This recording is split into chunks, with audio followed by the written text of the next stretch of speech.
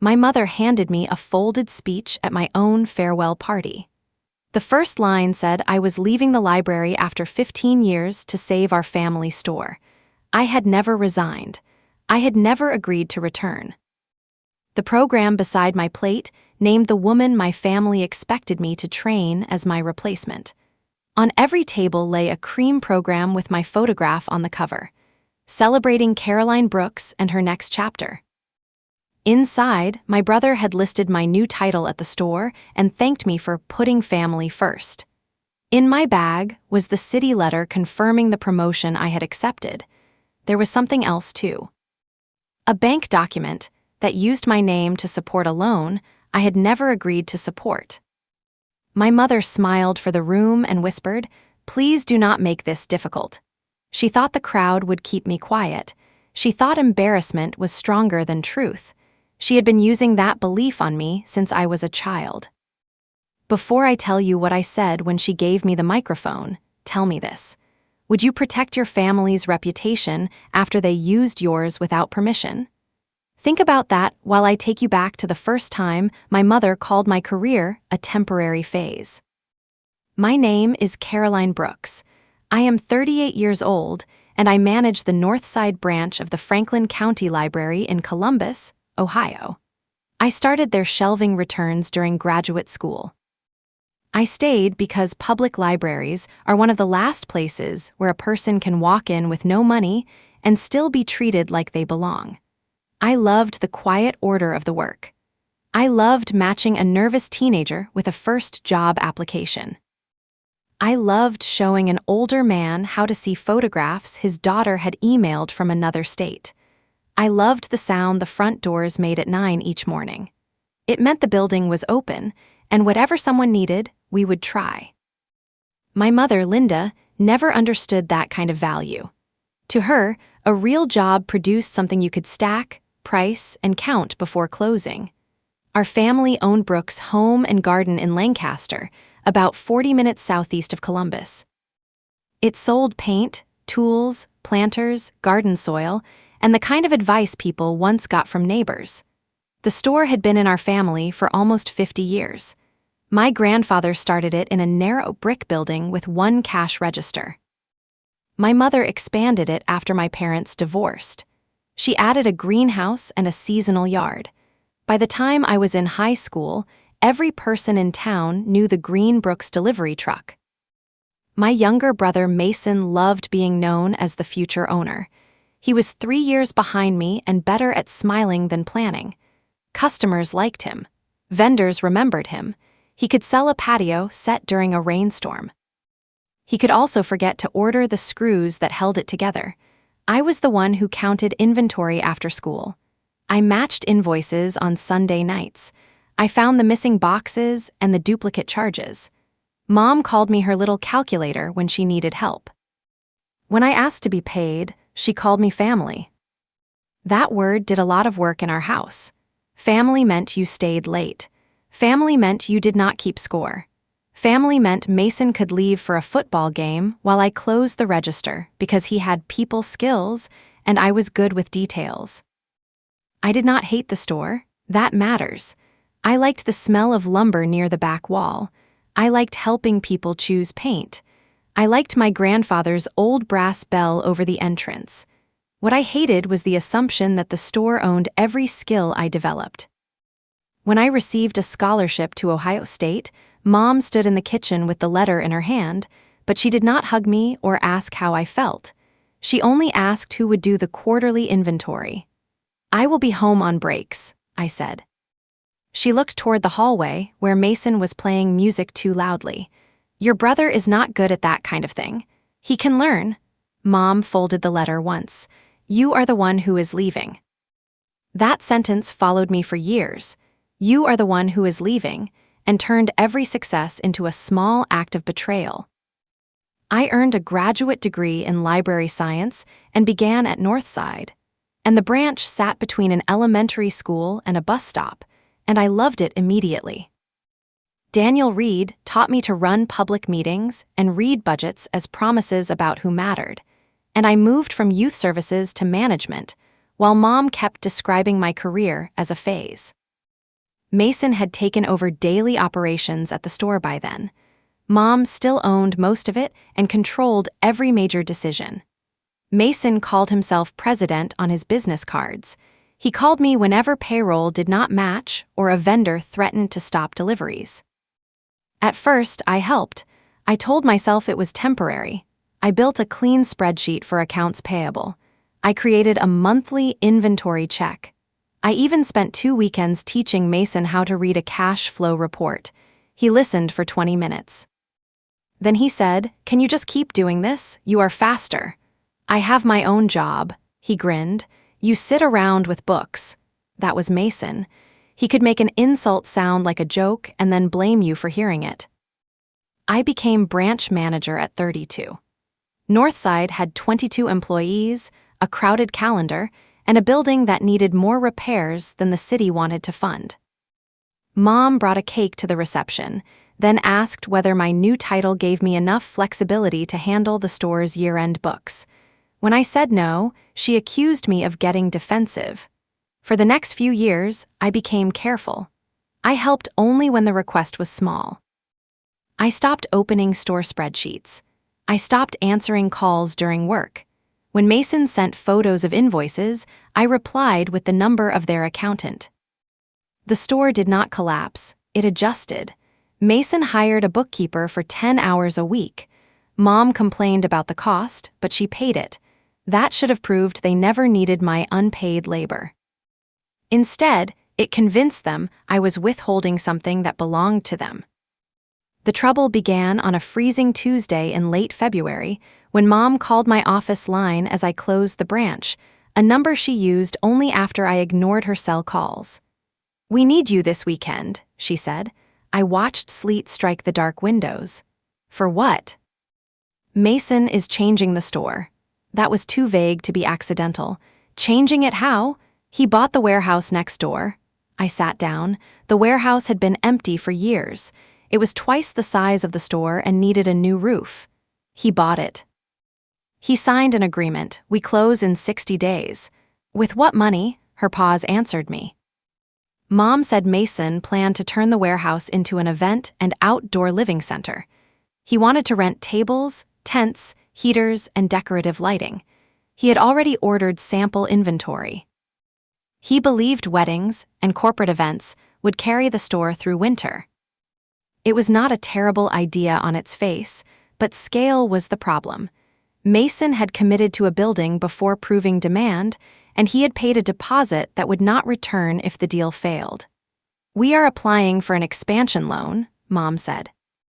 "The bank wants a stronger management plan, and you need the accountant." "We need you," I rubbed my forehead. "I can review the plan. I cannot manage the project. No one asked you to manage it." Her answer came too fast. I agreed to spend Saturday morning at the store. I put the limit in a text. 4 hours, review only, no promise of future work. Mom replied with a heart and the words, "Of course." When I arrived, the brass bell gave its familiar dull ring. The store looked almost the same as it had when I was 16. Bags of soil were stacked near the greenhouse doors. A red hand truck leaned beside the register. The paint counter still carried a chip from the time Mason dropped a hammer on it. Mom hugged me in front of the cashier while Mason emerged from the office with 3 coffees, wearing a shirt embroidered with President, and handed me the one without sugar. "Look who finally came home," he said. "I drove 40 minutes. You know what I mean." I followed them into the office. The desk was covered with brochures for wedding tents and outdoor kitchens.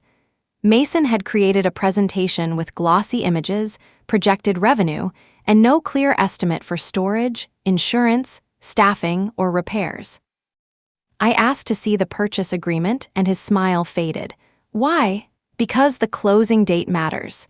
Mom said you were helping with operations. I am reviewing the plan."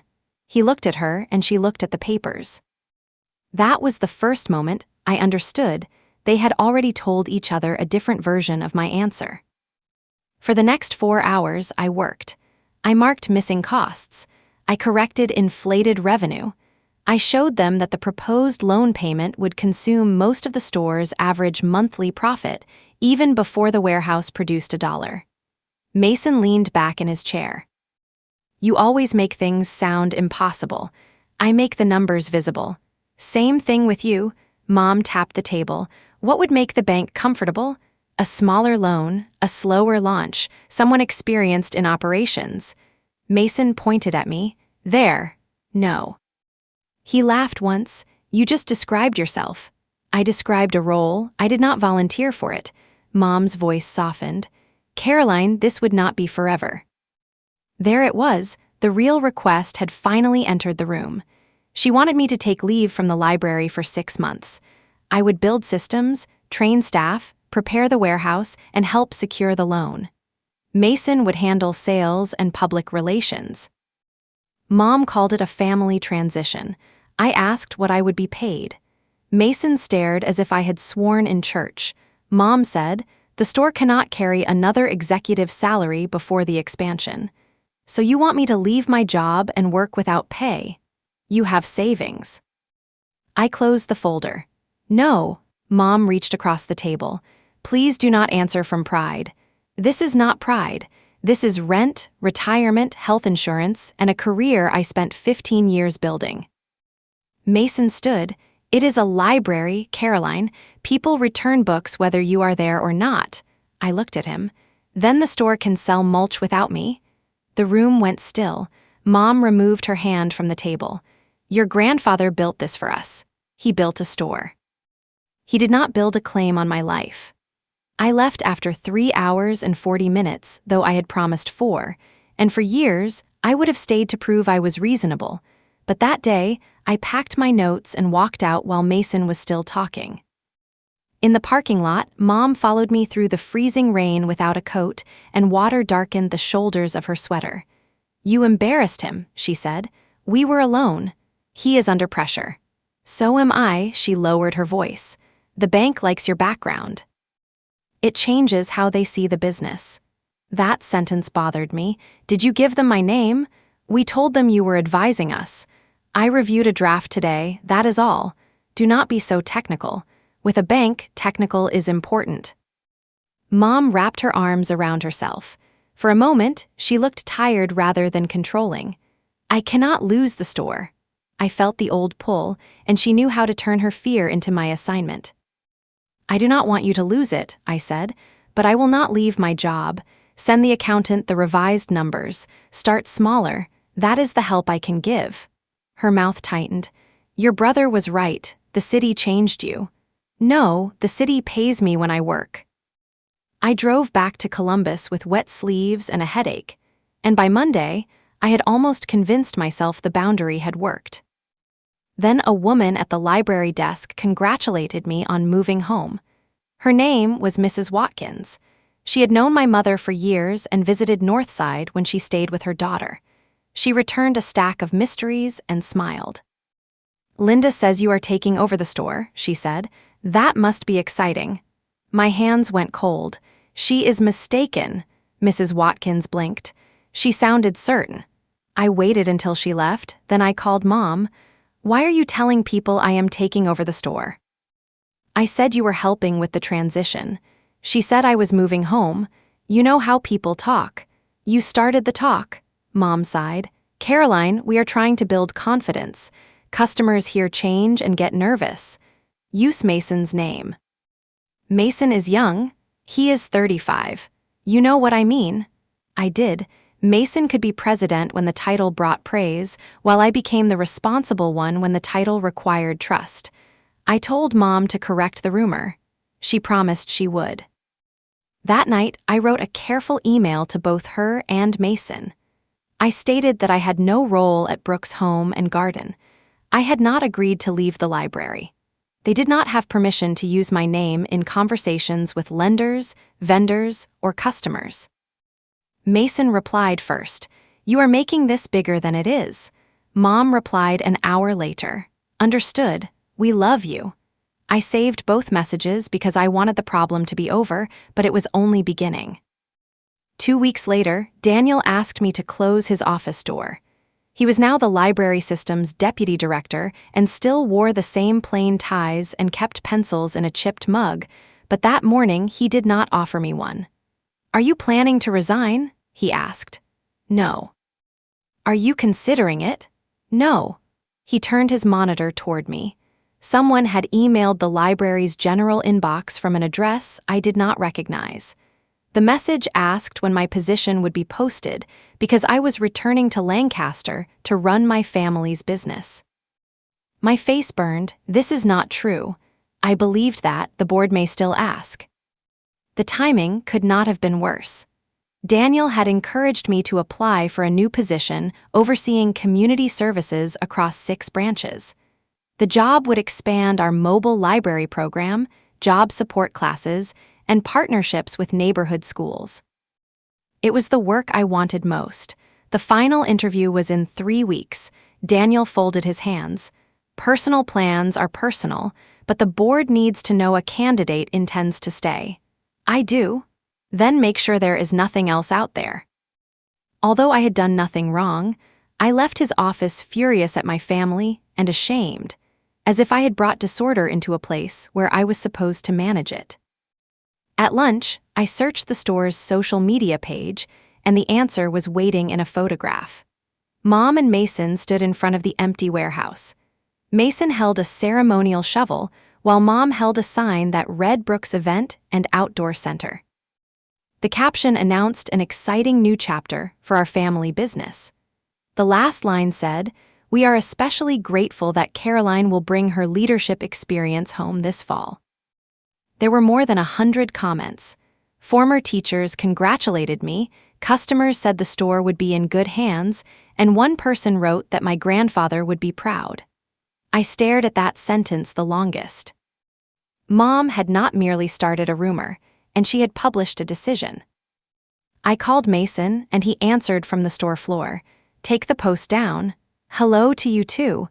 You used my name after I told you not to. It says you are helping. It says I am coming home this fall. That is what Mom believes. What do you believe?"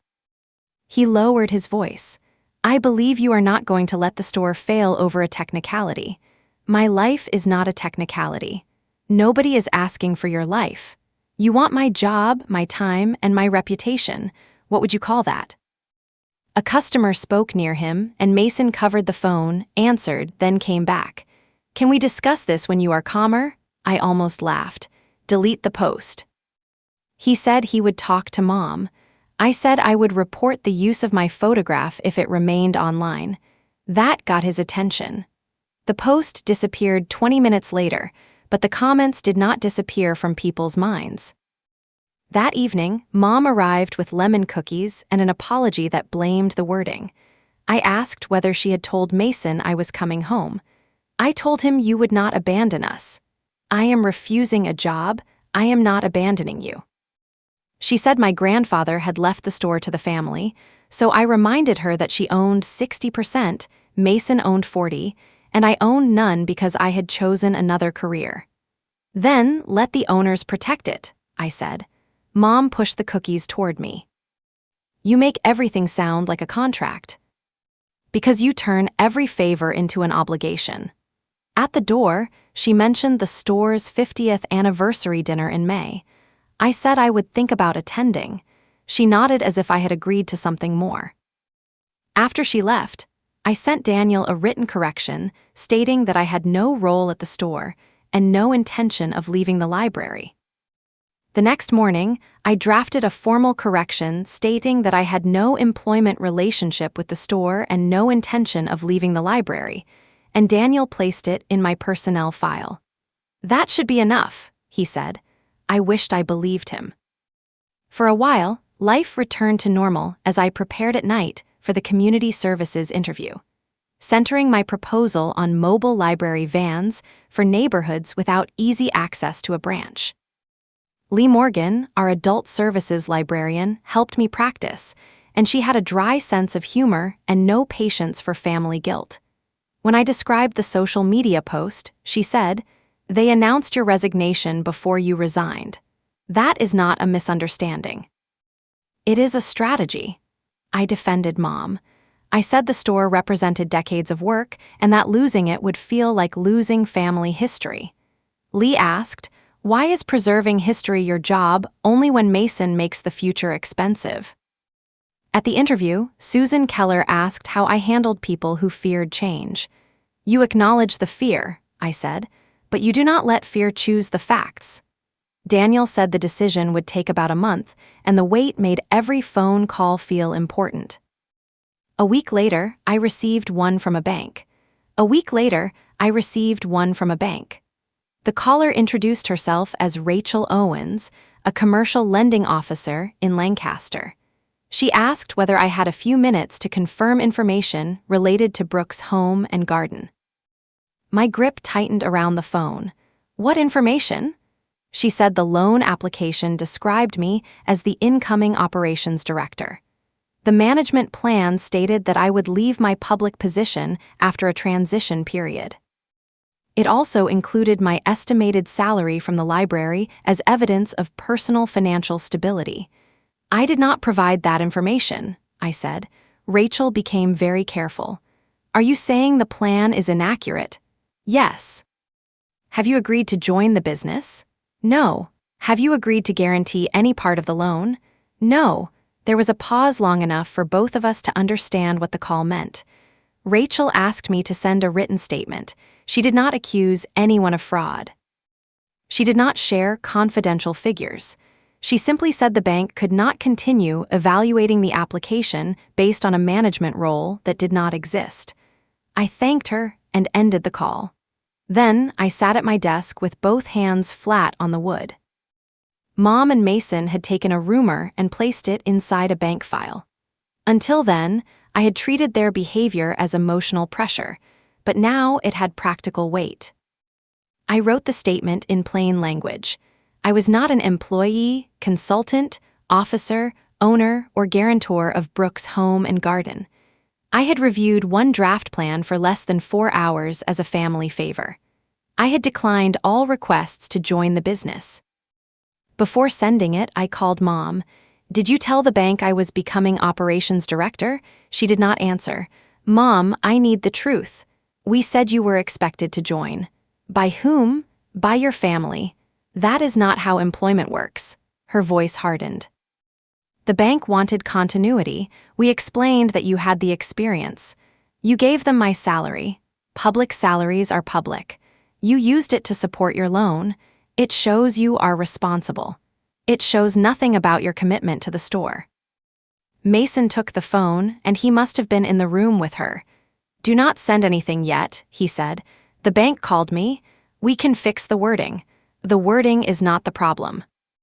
If you contradict the application, they may delay closing. You submitted false information." He exhaled. "We submitted the plan we believed the family would support." I felt something inside me settle. I am sending the statement. "Caroline, the deposit is $80,000. I had not known the amount. It was more than Mom had implied and more than the store could comfortably lose. "Why would you put down that much before financing?" "Because another buyer was interested." "That does not make me responsible. It makes your decision matter." "No, your decision already mattered." Mom returned to the phone. "If we lose that deposit, I will never forgive you." I closed my eyes. "You should start with the person who signed the agreement." Then I sent the statement. If this part feels familiar, ask yourself where help ends and control begins. A family request can sound loving, while still asking you to carry a risk you never chose. The bank paused the application. Rachel confirmed only that the management plan needed to be revised. She did not say the loan was dead. Mom told relatives I had sabotaged it. For 6 days, relatives and former employees sent messages asking why I wanted the store to fail. Someone even left a review on the library page saying its manager cared more about titles than family. I tried to explain the loan to each person. Every conversation became a trial where I supplied facts and they measured my tone. Lee found me exhausted in the staff room. "You keep explaining to people who benefit from not understanding," she said. I stopped calling relatives. I told Mom and Mason that I would correct false statements wherever they appeared. I would not leave my job, train a successor, or accept a role at the store. I stopped calling relatives. I sent one message to Mom and Mason. I would not discuss the loan through other people. I would correct false statements wherever they appeared. I would not leave my job, train a successor, or accept any role at the store.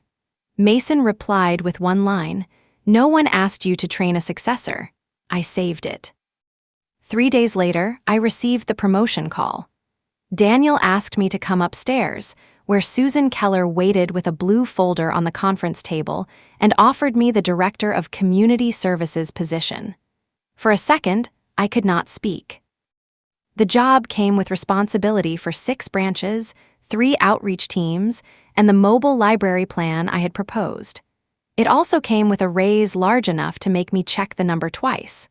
Susan smiled. "We need someone who knows that access is more than opening a building."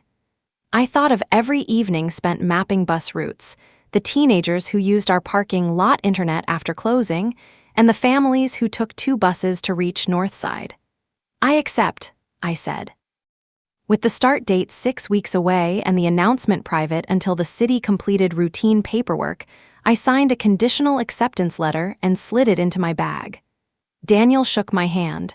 "Congratulations!" I laughed, then cried, then apologized for crying. "Do not apologize," Susan said. "You earned the moment." That phrase stayed with me. You earned the moment. At home, I set the blue folder on my kitchen table and felt an immediate, embarrassing urge to call Mom. She had always been the first person I called with news. Even when she minimized it, some part of me kept hoping the next achievement would finally be large enough for her to see. I picked up my phone, then I remembered the bank. I called Lee instead. She screamed so loudly, I moved the phone away from my ear. 10 minutes later, she arrived with grocery store cupcakes and a bottle of sparkling cider. We ate over the sink because I had not cleaned the table. "Tell your family after the city announces it," she said. I was thinking the same thing. "No, you were thinking about giving your mother another chance to use private information." She was right. I kept the promotion quiet, and for 2 weeks, the silence from Lancaster held. Then a cream envelope arrived at the library. The return address belonged to Brooks Home and Garden, and inside was an invitation to the store's 50th anniversary dinner at the Lancaster Civic Hall on the 2nd Saturday in May. A smaller card fell onto my desk. "Caroline's farewell celebration," it said. "Join us as we honor her years of public service and welcome her home." I read it twice. At the bottom was a request for guests to share library memories for a tribute book. My first feeling was disbelief, and my second was fear. I searched my email. There was no invitation from Mom, no warning, no request. The card had been sent to my workplace as if my resignation were official. Lee walked into my office and saw my face. "What happened?" I handed her the card. She read it silently. "They are throwing a party for a decision you did not make. Maybe this is one copy." She pointed toward the mail cart. "It has a stack." There were 17 envelopes addressed to library employees. I called Mom, and she answered brightly. "Did you get the invitation? How many did you send?" "Enough for your team. I did not know who you would want. I do not want a farewell celebration. It is part of the anniversary dinner. I am not leaving." She lowered her voice. "We have been through this. No, you announced something false again. The store needs stability. The dinner will show the community that the family is united. The family is not united around me quitting my job." You are getting stuck on language. I am getting stuck on reality. Mom said the cards had already gone to customers, vendors, relatives, and community leaders. She said canceling the tribute would create humiliating questions. She suggested I attend, thank everyone, and announce that my transition date was still being decided. In other words, she wanted me to lie just enough to keep the loan alive. I will not do that. You would rather embarrass me in front of the whole town. You printed my embarrassment and mailed it first. She went quiet. I asked why Mason had denied any plan for me to train a successor. Mom said, "That is not important. It became important the moment you called it a farewell. We found someone who can step into your role. You will not have to feel guilty about leaving." I stood so quickly my chair hit the wall. "You found someone? Jenna Hale, you remember her mother from church. I do not choose my replacement." The library has a public hiring process. Jenna has library experience. That is not the point. Mom kept talking about Jenna, who had worked as a school library assistant, wanted a city job, and had been told that I could guide her transition and introduce her to the right people. I pressed my fingers against my eyes. "Did you promise her my job?" "Not promise." "Encourage." "Did you tell her I would train her?" "I said you would not leave everyone stranded." That sentence was almost elegant in its manipulation. By refusing to train a replacement for a position I was not leaving, I was somehow abandoning strangers. "Cancel the farewell portion," I said. "Send a correction. We cannot reprint everything. Then announce the correction at the dinner. You are being cruel." "No, I am being clear." Mom ended the call. The next day, a woman named Jenna Hale emailed me. Her message was polite and nervous. She thanked me for being willing to guide her through the transition. She asked whether we could begin meeting after work so she would understand city systems before the job opened. I stared at the screen. Mason's message sat in another folder. "No one asked you to train a successor." I replied that there was no transition. My position was not opening. No one in my family had authority to promise her employment or access to library systems. Jenna called within 5 minutes. She sounded close to tears. "Mrs. Brooks said the board knew." "They do not." "She said you were leaving after the anniversary dinner." "I am not." Jenna apologized several times, then she told me something I had not known. Mom had asked her to attend in a navy suit for an introduction after my speech, along with a list of topics I was supposed to cover during 2 weeks of training. Budget basics, staff scheduling, vendor contacts, city reporting, handling difficult patrons. My mother had planned my exit in bullet points. "Can you send me that list?" I asked. Jenna hesitated. "Am I in trouble?" "No, you were given false information. I need a record." She forwarded the message. At the bottom, Mom had written, "Caroline may resist at first, but she always does what is right when other people are counting on her." I printed the page. That line revealed the engine behind every earlier request. Mom did not believe I had agreed because she believed pressure would eventually make agreement unnecessary. I called Daniel and Susan, and I showed them the invitation and Jenna's email. Susan read everything without interrupting. "Do you want the city to send a cease and desist letter?" The phrase sounded dramatic, so I said no. Daniel leaned back. "Why not?" "Because they are my family." The room went quiet. It was not a strong answer, and it was an old one. Susan said the library would send a simple written correction to any employee who received the invitation. The message would state that I was not leaving and that no vacancy existed. It would not mention my family or the promotion. I agreed. She also advised me not to give Jenna any internal information, and I had not planned to. On my way out, Daniel said, "Caroline, protecting them from the natural meaning of their actions is still protecting the actions." I knew he was right, and I was not ready to act like it. 4 days later, Mom sent a photograph of the Civic Hall showing a green banner that read "Welcome Home, Caroline," and claimed the printer could not change it. I called the hall. The coordinator said the banner could be replaced for a small fee. I paid it and changed the words to "Celebrating 50 years of Brooks Home and Garden." Mom called 10 minutes later. "How dare you change my event? You used my name. It is a family name. It is also mine." Then her voice cracked. She said everyone was waiting for the store to fail, and she needed one night where people believed the family was secure. For the first time, she admitted the party was theater for lenders, vendors, and customers. "You can celebrate the store without announcing my resignation," I said. They trust you. Then tell them the truth. She began to cry. I agreed to attend the anniversary, but not to give a farewell speech. She stopped crying quickly enough that I noticed. That was my biggest mistake. I believed presents could be separated from endorsement, while Mom knew a photograph of me in the room could do almost as much work as a signature. Over the next week, relatives sent cheerful messages. Some asked when I was moving. Some offered boxes. One cousin wanted to know whether my apartment would be available. I corrected every person with the same sentence. I am not leaving the library or joining the store. A few believed me. Others replied that my mother must know something I was not ready to share. The family version had become more credible than my own voice. Then Mason appeared at the library. He arrived at closing with a rolling crate full of employee manuals, vendor contracts, and schedules. He parked it beside my office door. "I need you to go through these before the dinner," he said. I looked at the crate. No. The bank wants written procedures. Then write them. You created most of our systems years ago, which is why this will be easy. I stepped into the hallway and lowered my voice. "Take the crate with you." He crossed his arms. "Mom said you agreed to help."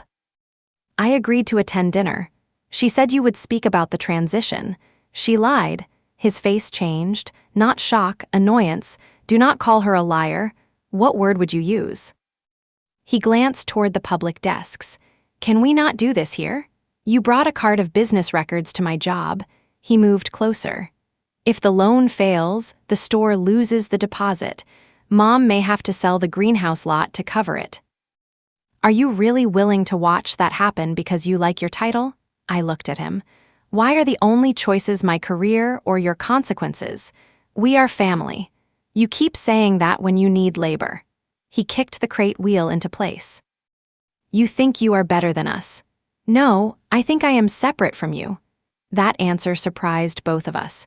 Mason left with the crate as its folder clips rattled across the lobby, drawing the attention of several patrons. I went into my office and closed the door, and my hands shook for 10 minutes. The next morning, I received a message from Rachel at the bank. She asked whether I had recently reconsidered joining the business. I said no. She told me an updated plan still named me as the person training store management during a 6-month transition. Only now it called me a family advisor instead of an employee. They had changed the wording and preserved the lie. I sent her Mom's email acknowledging my refusal, attached my original statement again, and requested written confirmation that the bank understood I had no role. Rachel provided it. That confirmation became the first page in the folder I carried to the party. The week before the dinner, the city announced my promotion. My photograph appeared on the library website beside a short article about the mobile outreach program. Staff filled the break room with paper flowers and a cake that leaned to one side. I should have felt only happy. Instead, I waited for Mom to call. She did not. Mason sent a thumbs-up symbol, nothing else. That evening, Mom posted the city announcement on her personal page. Her caption said, "So proud of Caroline as she finishes this chapter before coming home." I read the sentence aloud to Lee. She stared at me. "She used your promotion as evidence that you are quitting." I did not know that was possible. "Your mother has range." I reported the post and sent Mom one final written demand. Remove every statement that I was leaving. Do not introduce Jenna as my successor. Do not ask me to endorse the loan.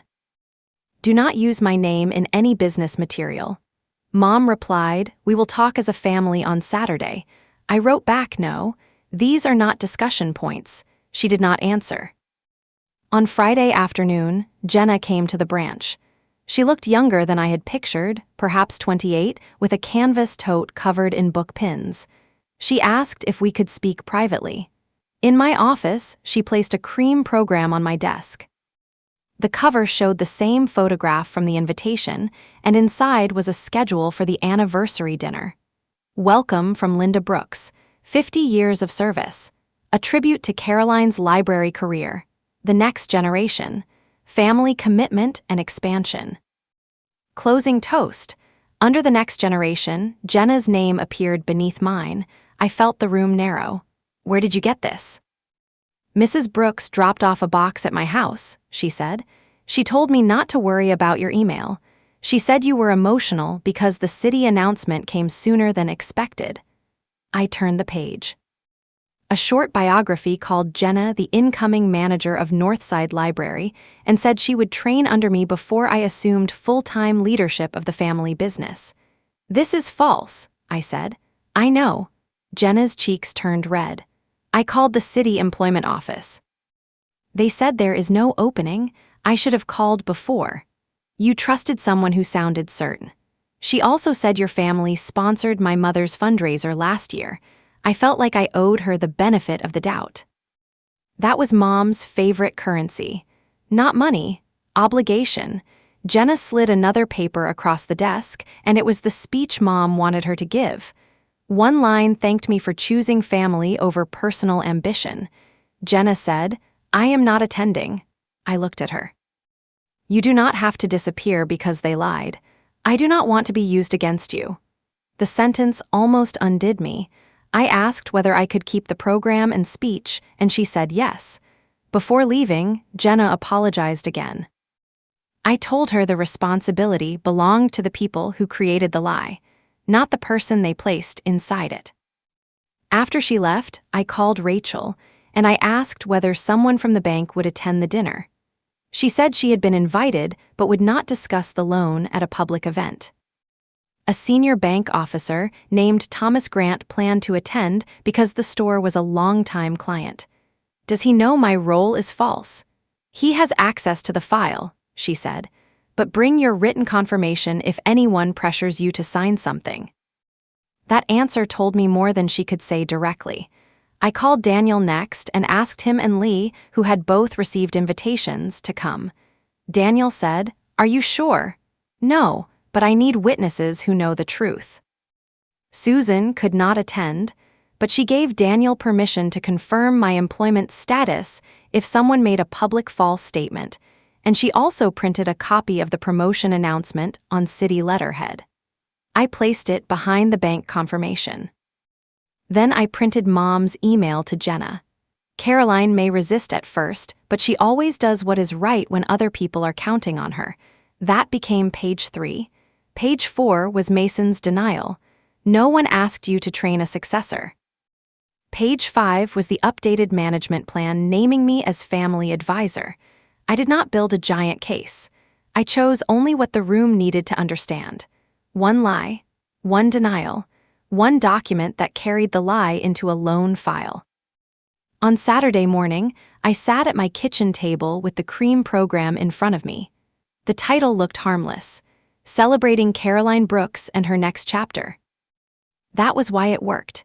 Control rarely arrives with an honest label and usually comes dressed as concern, tradition, or celebration. I turned the program over and wrote 3 sentences on the back. I am not leaving my career. I did not approve the use of my name. I will not sign or support this loan. Those were my boundaries. Everything else would be a response. I wore a navy dress, low heels, and no jewelry except my watch because I wanted to feel like myself, not a version Mom could present. Before I left, Lee texted, "Do not let the room vote on your life." I read it twice. The Civic Hall parking lot was nearly full when I arrived, with green balloons framing the entrance and old photographs showing the store through 5 decades. The first picture featured my grandfather beside the original register. The last showed Mason holding the ceremonial shovel outside the warehouse. There was no photograph of me working at the store. That absence would have hurt once, but that night it clarified everything. They did not want my history, and they wanted my credibility. Inside, about 90 customers, vendors, relatives, employees, and local business owners filled the round tables, while Thomas Grant from the bank stood near the stage. Daniel and Lee sat together in the back, and Daniel gave me a small nod. Mom reached me before I crossed the room, and she wore a green suit and a pearl pin shaped like a leaf. "You came," she said. I said I would. Her eyes moved to the folder in my hand. What is that? My notes. She relaxed slightly. Good. I made a few changes to the speech. She handed me 4 folded pages. The first line matched the speech Mom had handed me at the door. After 15 wonderful years, I have decided to leave the library and bring my experience home. I looked at her. I am not reading this. Not now, not ever. People were watching. Mom smiled without warmth. We will talk after dinner. Mason joined us. He wore a new suit and the expression he used when closing a sale. Jenna is late, he said. She is not coming. His eyes narrowed. Did you call her? She called the truth. Mom touched my elbow. Please sit down. I removed her hand gently. At my table, a program waited beside every plate.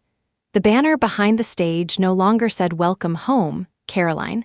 My replacement banner had arrived. Mom had added 2 standing signs instead. One read "Caroline comes home," the other read "A family future." She had obeyed the letter of my request and rebuilt the message around it. Dinner began, and I barely tasted it. Speakers shared memories of the store. A retired employee described Mom sleeping in the office during a flood. A vendor praised Mason's vision. Those stories were true, and that made the false part more dangerous. My mother had worked hard. Mason did care about the store. Their fear was real, so was my no. Halfway through dessert, Mason approached my table with a thin black folder. "The bank brought final forms," he whispered. I did not touch it. "There are no forms for me. It is just an acknowledgement that you will advise during transition." I already declined. "Thomas is here. We can settle this in 5 minutes. You invited a banker to my fake farewell party so I would sign under pressure." His jaw tightened. "You make everything sound ugly. I am describing it." He leaned close. "If you ruin tonight, Mom will never recover." I looked toward the stage, and she was arranging note cards beside the microphone. Then she should not have built tonight on a lie. Mason walked away with the black folder. The lights dimmed. Mom stepped onto the stage and thanked everyone for 50 years of trust, and her voice was steady, her timing was perfect, and she had spent her life knowing how to hold a room. Then she picked up one of the cream programs. "And now," she said, "we celebrate the daughter who is finally bringing all she has learned back to the family that gave her a start." Applause rose around me. Mom smiled and called my name.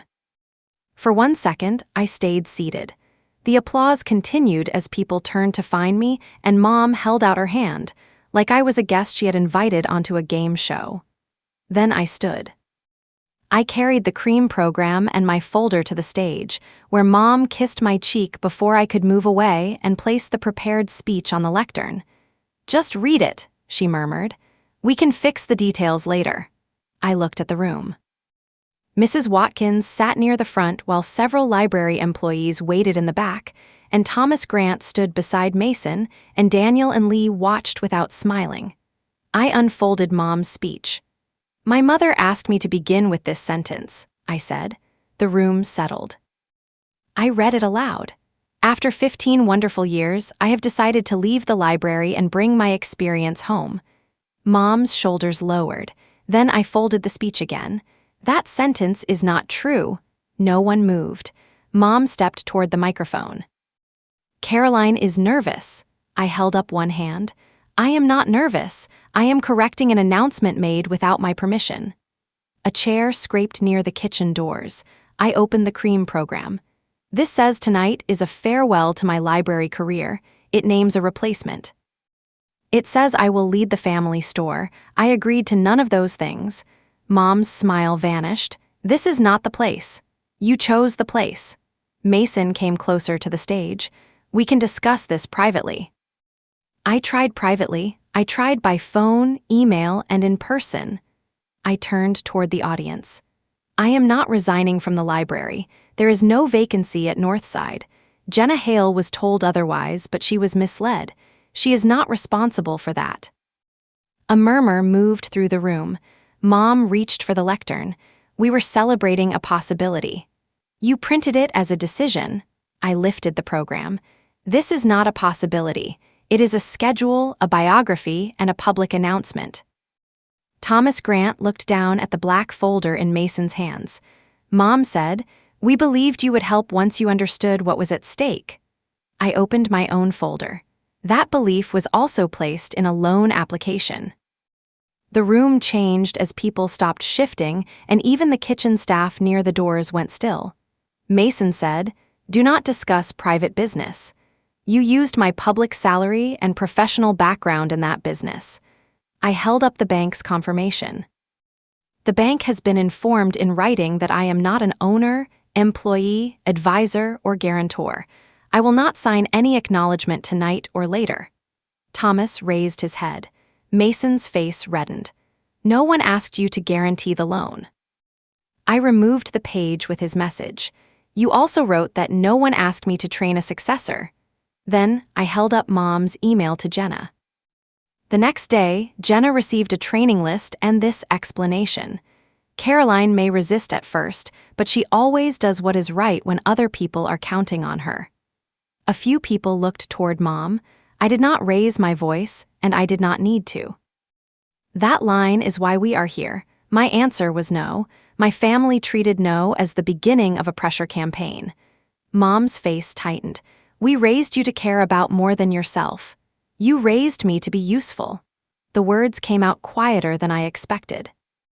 For the first time all evening, Mom looked hurt.